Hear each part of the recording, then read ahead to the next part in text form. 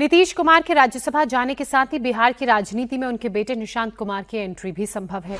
सूत्रों की माने तो निशांत कुमार को जेडीयू कोटे से एमएलसी बनाकर नई सरकार में डिप्टी सीएम तक बनाया जा सकता है। जेडीयू निशांत को नीतीश की सियासत का उत्तराधिकारी घोषित करना चाहती है।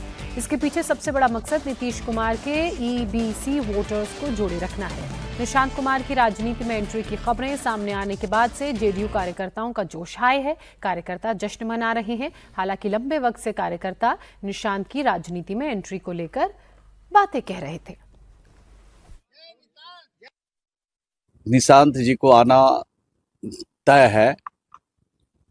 समय और तिथि तो मैं तय नहीं कर सकता हूं, लेकिन बड़े नेता मिल बैठ के समय का भी निर्धारण करेंगे, उनकी ताजपोशी का भी निर्धारण करेंगे, किस जगह पर उनको रखने से पार्टी में मजबूती आएगी। लेकिन इतनी बात मैं जरूर कह सकता हूं कि जब आएंगे तो पार्टी के बहुत भरोसेमंद लीडर के रूप में आएंगे।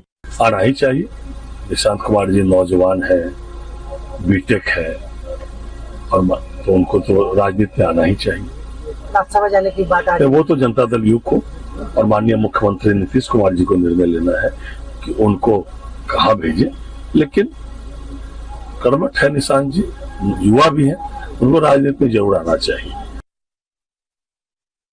पहले उनके बेटे की अगर बात कर लें तो बिल्कुल वो जेडीयू में आ रहे हैं और उनकी एक सक्रिय भूमिका होगी। वो सक्रिय भूमिका किस रूप में होगी कि उनको एमएलसी बनाकर और डिप्टी सीएम बनाया जा सकता है। इस बाबत फैसला होगा जब गृहमंत्री अमित शाह पटना होंगे और जेडीयू के नेताओं के साथ उनकी बातचीत होगी, नीतीश कुमार जी के साथ भी उनकी बातचीत होगी, तो वो आगे की रूपरेखा उसमें तय की जाएगी।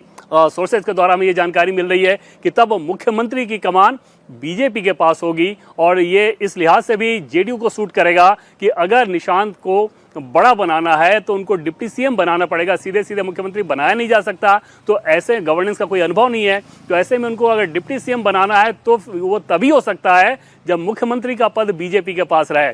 जेडीयू का ही मुख्यमंत्री हो, जेडीयू का ही डिप्टी सीएम हो, ये संभव नहीं। दूसरा, जेडीयू के पास कोई वैसा चेहरा नहीं, तो उस कंडीशन में बीजेपी मुख्यमंत्री का पद अपने पास रखेगी और 2 या 3 डिप्टी सीएम जेडीयू से हो सकते हैं, जिनमें से एक निशांत भी हो सकते हैं जब बीजेपी के बड़े नेता गृहमंत्री अमित शाह और जेडीयू नेताओं से बातचीत होगी।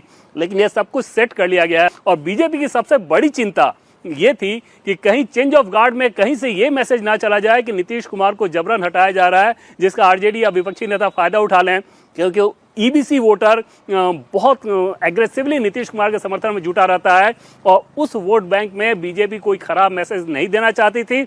इसलिए बार बार जोर इस बात पे रहा कि नीतीश जी की इच्छा से हो, नीतीश जी की मर्जी से हो, और वही होता नजर आ रहा है।